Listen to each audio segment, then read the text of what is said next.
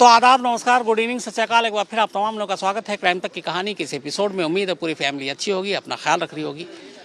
मैं इस वक्त रानी लक्ष्मीबाई मेडिकल कॉलेज के बाहर खड़ा हूँ और बस ये मेरे बाईं हाथ पर मॉर्चरी है, यानी मुर्दाघर, जहाँ पर असद और गुलाम इन दोनों की बॉडी रखी हुई है। आज ही रात असद के रिश्तेदार यहाँ पहुँचेंगे झांसी, और इसके बाद दोनों बॉडी को यहाँ से प्रयागराज ले जाया जाएगा। करीब 7 घंटे की दूरी है झांसी से प्रयागराज की, और अगर मान लीजिए यहाँ से 7 से 8 के बीच में भी निकलते हैं, चूँकि एम्बुलेंस उसकी रफ्तार कम होती है, तो 8-9 घंटे, यानी कि कल सुबह 4-5 से पहले प्रयागराज बॉडी नहीं पहुँचेगी। जो कुछ होगा कल सुबह होगा। आज यहाँ आने के बाद झांसी में सुबह से बहुत हेक्टिक था। कल रात में करीब 2:30 बजे सोया 2 घंटे के लिए, 5 बजे उठा था। 5 बजे उठने के बाद चूँकि 6 बजे से ऑफिस का एक नोटिस था कि आपको पहुँचना है स्पॉट पर, 7 बजे से शूट शुरू हुआ, शूट लाइव। उसके बाद मैं फिर यहाँ से 9 बजे के करीब 30 किलोमीटर है यहाँ से वो एनकाउंटर साइट जो कल मैंने आपको दिखाई, वहाँ जाकर कुछ मैंने शूट किया, ग्राउंड रिपोर्टिंग की। इसके बाद एक बड़ा गांव थाना है, उससे एनकाउंटर साइट से 7 किलोमीटर दूर फिर वहाँ गया, क्योंकि वो मोटरसाइकिल वहीं खड़ी थी जिस पर असद और गुलाम सवार थे, जो एनकाउंटर के वक्त जिस पर वो भाग रहे थे। फिर वहाँ से करीब 9 किलोमीटर और आगे गया, वहाँ एक और अहम विटनेस मौजूद जिसका जिक्र एफआईआर में और जिसमें कहा गया था कि जब उमेश पाल शूट आउट हुआ था 24 फरवरी को, उसके 2 दिन के बाद गुड्डू मुस्लिम, जो 5 शूटरों में शामिल था, वो उस शख्स के घर आकर ठहरा था झांसी में। तो उनकी पत्नी से भी बातचीत की, कैमरे पर वो नहीं आई, लेकिन ऑफ द रिकॉर्ड उन्होंने पूरी कहानी बताई। आज की कहानी की शुरुआत करता हूँ सबसे पहले एफआईआर की। एफआईआर की कॉपी हमारे पास है और बड़ा गाँव थाने में झांसी में एफआईआर दर्ज हुई है। हालांकि इनकाउंटर किया यूपी एसटीएफ ने, लेकिन हमेशा ये नियम और कानून कहता है कि जिस इलाके में इनकाउंटर होता है वहाँ की लोकल पुलिस एफआईआर दर्ज करती है, और फिर लोकल पुलिस की ही निगरानी में पोस्टमार्टम भी होता है। तो एफआईआर में जो पूरी कहानी है, उस कहानी ने इस इनकाउंटर को लेके जो सवाल कल से तमाम अलग अलग लोग उठा रहे हैं, उन सवालों को और आगे बढ़ा दिया है। सबसे पहले आपको इस एफआईआर की कहानी बताता हूँ। पूरे 3 पन्ने के एफआईआर है, इतनी बार पढ़ चुका हूँ कि मुझे मुर्ज़बानी याद हो गई है। तो जो इसकी खास अहम बातें हैं वो आपको बताता हूँ। इस एफआईआर के मुताबिक 12 अप्रैल को, यानी 2 दिन पहले, यूपी एसटीएफ की टीम एक यहाँ डेरा डाली हुई थी झांसी में, और उस एसटीएफ टीम को एक मुखबिर ने उनके पुराने बताया कि यहाँ पर असद और गुलाम को देखा है, और ये लोग पारीछा डैम के पास देखे गए। अब इतनी खबर थी, अब पारीछा डैम का पूरा इलाका बहुत बड़ा है, तो ये रात को खबर मिली 12 अप्रैल को। इसके बाद अगली सुबह होती है 13 अप्रैल। 13 अप्रैल को मुखबिर कहता है कि उसकी जानकारी है कि असद और गुलाम ये दोनों एक मोटरसाइकिल पर पारीचा और एक चिरगांव इलाका है, चिरगांव जो कानपुर की तरफ से आता है, तो चिरगांव से पारीचा की तरफ जाएंगे। ये सुनते ही एक स्कॉर्पियो कार में एसटीएफ की टीम रेडी हो जाती है, और एक दूसरी टीम एक दूसरी गाड़ी में। इसके बाद ये लोग चिरगांव से चलना शुरू करते हैं। 11:30 का वक्त था, 13 अप्रैल की तारीख, यानी कल की थर्सडे, गुरुवार। जैसे ही ये लोग पारीचा डैम के पास पहुंचते हैं, इन्हें एक मोटरसाइकिल दिखाई देती है। मोटरसाइकिल पर नज़र इसलिए भी पड़ती है क्योंकि मोटरसाइकिल के नंबर प्लेट से नंबर गायब था। उस पर 2 लोग बैठे थे, दोनों बिना हेलमेट के थे। नज़दीक जाने पर एहसास हो गया कि ये वही दोनों हैं जिनकी उन्हें तलाश है, यानी कि असद और गुलाम। एसटीएफ की टीम का कहना है इसके बाद वो अपनी गाड़ी को ओवरटेक कर उन्हें रोकने की कोशिश करते हैं। जब वो रोकने की कोशिश करते हैं तो अचानक बाइक सवार अपनी गाड़ी को हाईवे से लेफ्ट नीचे उतार देता है, कच्ची सड़क पर, और थोड़ा सा आगे जाने के बाद एक कच्ची पूरी पगडंडी शुरू हो जाती है। ये जो पूरी पगडंडी है, इसके लेफ्ट साइड में है यही पारीचा डैम, और राइट साइड में है ऐश डैम।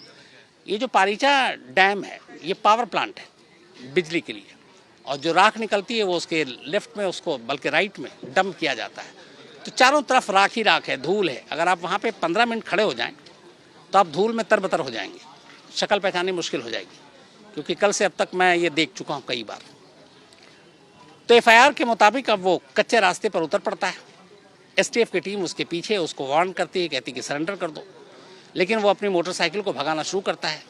करीब 1.25 किलोमीटर उस कच्ची पगडंडी पर आगे जाता है, फिर अचानक एक जगह बाइक स्लिप कर जाती है। जब बाइक स्लिप कर जाती है, दोनों गिर जाते हैं। इस दौरान में वो पिस्टल निकालते हैं और एफआईआर के मुताबिक असद पहली गोली चलाता है। इधर तब तक एफआईआर के मुताबिक दूसरी जो पुलिस की टीम थी वो सामने से जवाबी फायर करती है और इस क्रॉस फायरिंग में 2 गोली असद को लगती है, 1 गुलाम को, और दोनों वहीं ढेर हो जाते हैं। बाइक गिर चुकी है। इसके बाद बड़ा गांव पुलिस स्टेशन को खबर दी जाती है कि यहाँ एक इनकाउंटर हुआ है। अब बाकी लोगों को लेकर पहुंचे, एम्बुलेंस को लेकर पहुंचे। 2 एम्बुलेंस वहाँ आती है। जो बाइक थी जिस पर ये दोनों सवार थे, उस बाइक की चाबी नहीं मिलती है। इसके बाद कुछ पुलिस वाले उस बाइक को उठाकर ऊपर लाते हैं, फिर उनको ढोकर बड़ा गांव थाने पहुंचाते हैं और दोनों बॉडी को उठाकर यहाँ लाया जाता है जहाँ इस वक्त मैं बैठा हूँ, इसी रानी लक्ष्मीबाई झांसी मेडिकल कॉलेज में। फिर रात को पोस्टमार्टम होता है। अब सुबह से इंतज़ार ये है कि बॉडी को क्लेम कौन करेगा। अतीक अहमद यानी असद का बाप पुलिस कस्टडी में है, माँ शाइस्ता फरार हैं, चाचा भी पुलिस कस्टडी में है, 2 भाई जेल में हैं, 2 भाई जो है रिमांड होम में हैं क्योंकि वो नाबालिग हैं, फूफी फूफा फरार हैं, असद की जिससे शादी होने वाली थी उसके रिश्तेदार भी फरार हैं। तब क्या हो? अब यहाँ नियम ये है कि जब डेड बॉडी पोस्टमार्टम के लिए आती है तो जिस इलाके में ये इंसिडेंट हुआ है वहाँ की पुलिस की जिम्मेदारी है कि वो इस डेड बॉडी को किसे सौंपा जाए इसका फैसला करे। अगर कोई क्लेम करता है तो उसको उस इलाके के पुलिस को अर्जी या एप्लीकेशन देनी होगी। अब ये झांसी में हुआ तो झांसी पुलिस के जो एसपी सिटी हैं उन्होंने कहा कि उनको असद के रिश्तेदारों की तरफ से एक एप्लीकेशन मिली कि वो उसकी बॉडी को क्लेम करेंगे और वो उसके लिए यहाँ आ रहे हैं। तो उन्होंने भी फिर हरी झंडी दिखाई कि आप बिल्कुल ले जाएं। इसमें यूपी पुलिस, यूपी एसटीएफ को भी कोई आपत्ति नहीं थी। अब इसके बाद ये इंतज़ार हो रहा है। इस इंतज़ार के बाद वो जैसे ही आएंगे, यहाँ एम्बुलेंस की तैयारी है, पुलिस की पूरी पहरेदारी है और उस पुलिस की निगरानी में इन दोनों बॉडी को झांसी से प्रयागराज ले जाया जाएगा, जिसमें करीब 8-9 घंटे का वक्त लगेगा। और ये सब कुछ ठीक रहा तो उस हिसाब से कल सुबह ही पहुँचेंगे। इसके सुबह होने के बाद फिर वहाँ पे जो भी जिस कब्रिस्तान में दफनाने की तैयारी है वहाँ ये सारी चीज़ें होंगी। तो ये तो हो गई इस पूरी एफआईआर की ज़ुबानी ये कहानी। अब सवाल ये कि इस एनकाउंटर को लेकर सवाल क्यों उठ रहे हैं? तो इसी एफआईआर की वजह से कई सवाल उठ रहे हैं। कुछ मोटे मोटे हम आपको सवाल बताते हैं कि क्यों ये उठ रहे हैं। पहली चीज़, 45 दिनों से यूपी एसटीएफ, यूपी पुलिस दर्जन भर से ज़्यादा यूपी के अंदर और यूपी के बाहर 5 शूटरों को ढूंढ रही थी। 2 के एनकाउंटर हो चुके थे, बाकी बचे 3। और इसमें मोस्ट वांटेड था असद, क्योंकि वो अतीक अहमद का बेटा, और कहा था गया था यही कि असद इसमें सबसे आगे। और दूसरा गुड्डू मुस्लिम, जो बमबाज, जिसने बम फेंका, वीडियो में आपने देखा होगा उसको। तो 45 दिन के बाद वही असद गुलाम के साथ एक मोटरसाइकिल पर, जिसके नंबर प्लेट नहीं है, बिना हेलमेट लगाए, मौके से मोटरसाइकिल तो मिली, बाकी चीज़ें मिली, लेकिन चाबी नहीं मिली बाइक की और ना हेलमेट मिला दोनों का। तो दोनों खुले चेहरे के साथ, मास्क भी नहीं लगाया और सड़क पर चल रहे हैं। अब यहाँ ये सवाल उठता है कि एक शख्स जो वांटेड है, 5 लाख रुपए का इनाम है और पब्लिक को भी इनाम मिल सकता है अगर उसका कोई सुराग दे, वो बेखौफ हाईवे पर बाइक पर बिना हेलमेट के, बिना नंबर प्लेट के गाड़ी चला रहा है। आमतौर पर डर लगता है जिनके मन में चोर होता है कि कहीं ट्रैफिक पुलिस ना पकड़ ले बिना नंबर प्लेट के, चाहे वो 50-100 रुपये लेकर छोड़ दें, लेकिन डर होता है। और यहाँ ये कि कहीं पुलिस पकड़ेगी तो फिर असली पहचान खुल जाएगी। तो पहली चीज़ ये। दूसरी, जो असद की तस्वीर आई एनकाउंटर की, 45 दिन पहले जो असद की जो हुलिया थी उसमें कोई परिवर्तन नहीं था, यानी वो बिना हेलमेट के बाइक पर था और उसने अपना हुलिया नहीं बदला, न बाल कटाए, न दाढ़ी कटाई, जैसा था वैसा था। आमतौर पर चाहे आप वो विकास दुबे को देखें या फिर तंदूर कास्ट में सुशील शर्मा को तंदूर कांड में आप देखें, ये लोग जब पुलिस से बच रहे थे तब इन्होंने अपना हुलिया चेंज कर दिया था। यहाँ ये नहीं हुआ। जो तीसरी चीज़ जो शक पैदा करती है वो ये कि एफआईआर के मुताबिक हाईवे से करीब 2 किलोमीटर तक उन्होंने बाइक पर पीछा किया। हम खुद बाइक पर भी बैठे और कार से भी गए। ये जो 2 किलोमीटर का चंक है वो पूरा कच्चा रास्ता है, रेत उड़कर वहाँ आती है, धूल है, स्लिपरी है और गड्ढे तो इतने बड़े बड़े हैं कि अगर आप उस गड्ढे में 10 की स्पीड में भी गाड़ी अंदर डाल दें तो गाड़ी पलट जाएगी। लेकिन 1.25 किलोमीटर तक उसी उबड़ खाबड़ सड़क पर, जिसमें बड़े बड़े गड्ढे हैं, उस पे ये दोनों मोटरसाइकिल से भाग रहे हैं और पुलिस की टीम पीछे। इस सड़क पर दौड़ने के लिए जो स्पीड होगी मैक्सिमम 20 किलोमीटर। तो 20 किलोमीटर की रफ्तार में अगर आगे आगे और पुलिस फिर भी 1.25 किलोमीटर तक नहीं पकड़ पा रही है तो फिर क्या वजह थी। दूसरा, पुलिस की एक कहानी जो FIR में है कि जब बाइक फिसली तो असद ने गोली चलाई सबसे पहले, तब तक सामने से एक दूसरी टीम आई पुलिस की और उसने फिर फायर किया। अब एक टीम पीछे और एक आगे, यानी बीच में असद। अब जो ये पगडंडी है पूरी 2 किलोमीटर की, ये जहाँ पर जाकर ख़त्म होती है वहाँ पर एक दीवार है और वो हम लोगों ने खुद देखा, उसको शूट भी किया है। अब वो दीवार ऐसी है कि वहाँ से आप गाड़ी लेकर, यानी वो रास्ता डेड एंड है, बंद है। तब अगर एक असद आगे आगे, पुलिस पीछे पीछे, तो दूसरी टीम दूसरी तरफ से वो भी गाड़ी में कैसे आ सकती है, कैसे मुमकिन है, क्योंकि उधर दीवार है, डेड एंड है, रास्ता बंद है। एक ये सवाल उठ रहा है। एक सवाल ये भी है कि आमतौर पर जब मोटरसाइकिल आप ऑन करते हैं, चलाते हैं, तो चाबी जो है एक तरह से लॉक हो जाता है, आप घुमाते हैं तब स्टार्ट होती है, और चलते मोटरसाइकिल में कभी चाबी नहीं गिर सकती। यहाँ पर भी जब ये फिसले और गिरी, जो FIR के हिसाब से, तो मोटरसाइकिल चालू हालत में थी, लेकिन उसके बाद फिर जब पुलिस पहुंची तो उसमें चाबी नहीं थी, न पूरे क्राइम सीन में उन्होंने ढूंढा, और उनका कहना है कि हमने ढूंढा, लोकल पुलिस ने भी ढूंढा। हो सकता है उनको लगता है चाबी इस वक्त बहुत बड़ी इंपॉर्टेंट चीज़ नहीं है, लेकिन चाबी नहीं मिली। उसके बाद वो बाइक को उठाकर बड़ा गाँव थाने ले आए। आज मैं उस थाने भी गया और वहाँ जाकर मैंने पुलिस वालों से बात भी की। कैमरे पे कोई आने को तैयार नहीं थे, लेकिन उन्होंने बाइक देखने की मंजूरी दी, उस बाइक को शूट भी किया। अगर एक रास्ते से, एक पगडंडी से बाइक नीचे गिरी और फिसली और उसके बाद इनकाउंटर हुआ, तो फिसलने से बाइक के शीशे या बाकी चीज़ें कहीं ना कहीं डेंट पेंट ये सब कुछ खरोच वरोच आएगी। लेकिन उस बाइक की जो राइट इंडिकेटर लाइट है, छोटी सी जो राइट में होती है इंडिकेटर, एक उसको छोड़ दे और एक आगे थोड़ा सा शेड है, उसका शीशा थोड़ा सा टूटा हुआ है, पूरा बाइक सही सलामत है, कोई खरोच नहीं, कोई निशान नहीं। बल्कि दोनों के जो टायर हैं और वो जो पगडंडी है, मैंने आपको बताया रेत है, बालू है।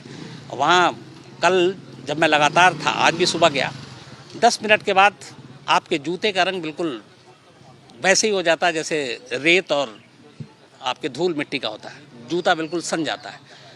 अब ऐसे में अगर 2 किलोमीटर चेज़ भी किया, भागा भी है बाइक, और दोनों टायर बिल्कुल साफ़ सुथरे।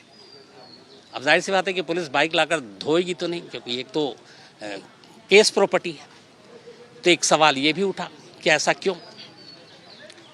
तीसरा, जिस जगह पे इनकाउंटर है वो वहाँ से 30 किलोमीटर आगे और 20-25 किलोमीटर इस तरफ, दोनों तरफ की बात कर रहे हैं। कोई कैमरा नहीं है, CCTV कैमरा, जिससे ये पता चल सके कि 2 लोग मोटरसाइकिल पर निकले थे, उनके पीछे पुलिस थी, दोनों चेस कर रहे थे।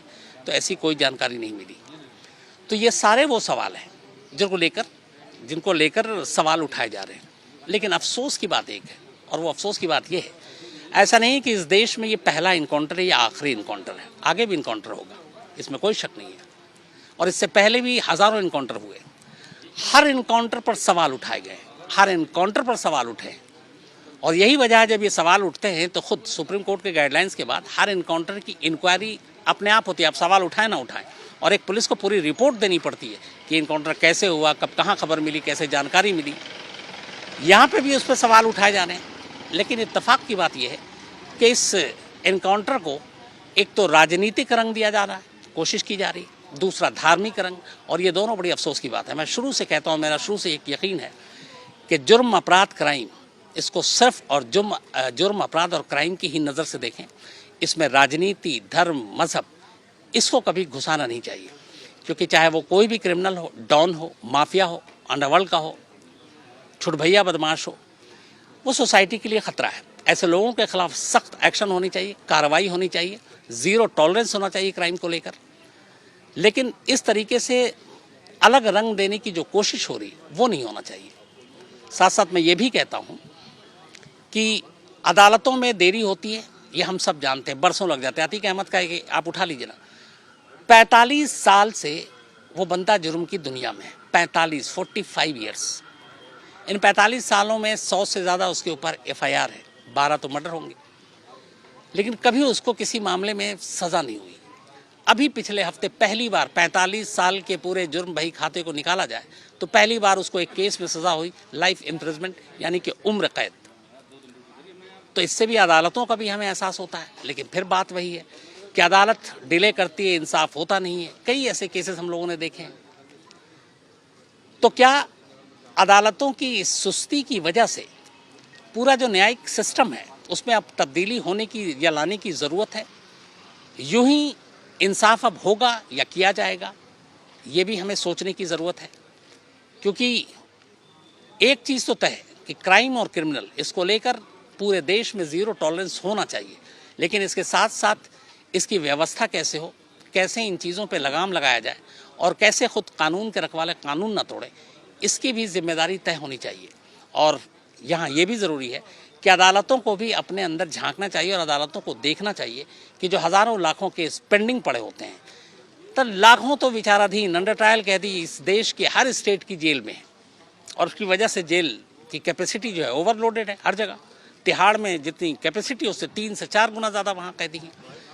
तो यहाँ पर हर एक डिपार्टमेंट को अपने अंदर झांक कर उसे देखने की ज़रूरत है, क्योंकि मैंने जैसा फिर कहा और फिर से कह रहा हूँ कि इनकाउंटर ना ये पहला है और ना आखिरी है, आगे भी होगा, आगे भी सवाल उठेंगे और इससे पहले भी उठते रहे। जबकि बल्कि हकीकत यह है कि इस देश का जो पहला इनकाउंटर हुआ था वो मुंबई के डॉन मनिया सुरभि का हुआ था और उस इनकाउंटर को लेकर, तब तो इनकाउंटर शब्द बहुत कम लोगों को मालूम था, तब भी ये सवाल उठे थे। अब इनकाउंटर का मतलब होता क्या है? इनकाउंटर जिसको हिंदी में हम मुठभेड़ कहते हैं। अब इनकाउंटर या मुठभेड़ क्या है? बहुत सारे लोग कहते हैं सरकारी किलिंग है, लेकिन नियम कानून क्या कहता है? नियम कानून ये कहता है कि एक पुलिस वाला अगर अपनी आत्मरक्षा, अपनी हिफाजत के लिए गोली चलाता है तो वो फिर गलत नहीं है, यही इनकाउंटर कहलाता है। इवन एक आम हिंदुस्तानी, आम नागरिक को भी अधिकार है कि अगर आप अपनी जान की हिफाजत के लिए किसी को, सामने वाले को आप मतलब अपनी जान बचानी है और आपने उस पर हमला किया, किसी तरह उसकी जान चली गई, तो वो जुर्म की कैटेगरी में नहीं आता है। नियम ये कहता है कि इनकाउंटर का मतलब जैसे एक अपराधी है, वो पुलिस की गिरफ्त में, अब वो पुलिस की हिरासत से भागने की कोशिश कर रहा है, जेल से, पुलिस थाने से या पुलिस वैन से, और पुलिस उसे पकड़ रही है और वो बदले में पुलिस के ऊपर गोली चला रहा है। अब पुलिस की जान खतरे में है, ऐसी सूरत में पुलिस अपनी आत्मरक्षा में उस पर गोली चला सकती है। लेकिन फिर भी यही भी कहा जाता है कि आप कोशिश करें कि जो आप गोली चलाएं तो वो कमर के निचले हिस्से में चलाएं, जब तक जहां तक मुमकिन हो। और फिर लगता है कि आपके हाथ से सारी चीज़ें निकल रही हैं, फिर मजबूरी में आप कहीं भी गोली चला सकते हैं। तो ऐसा नहीं है, एनकाउंटर को लेकर नियम कानून बहुत सख्त है और फिर एनकाउंटर होने के बाद आपको पूरी लिखत पढ़त पे सारी रिपोर्ट दी जाती है। और ऐसा नहीं होता तो आप ये देखिए कि इस देश में अब तक सैकड़ों पुलिस वालों को फर्जी इनकाउंटर के मामले में सज़ा हुई है। उत्तराखंड में ही एक केस था फर्जी इनकाउंटर का, उसकी मैंने आपको कहानी सुनाई थी, जिसमें 17 पुलिस वालों को लाइफ इम्प्रिजमेंट यानी कि उम्र कैद की सज़ा हुई थी। दिल्ली के कनॉट प्लेस इनकाउंटर के जो शूट आउट केस था फेक, उसमें 10 साल एक एसीपी और इंस्पेक्टर को, उनको सज़ा हुई थी। ऐसे हर स्टेट में कहानियाँ भरी पड़ी हुई हैं जो पुलिस वालों को भी सज़ा हुई है। तो इसीलिए सोचने की ज़रूरत सभी को है। और सुबह से चूँकि और कल से ही लगातार लगभग भाग रहा हूँ, अब स्टेमिना भी शायद उतना साथ नहीं दे रहा और इसके बाद भी बहुत सारे काम करने हैं, बहुत सारे लाइव हैं, फिर रात को वारदात है। तो फिलहाल झांसी से कहानी में इतना ही। मेरे साथ शिकारपुरी भी थक गया है। अब आपसे मुलाकात होगी कल रात 9 बजे किसी नई कहानी के साथ। तब तक अपना ख्याल रखिएगा। Thank you very much.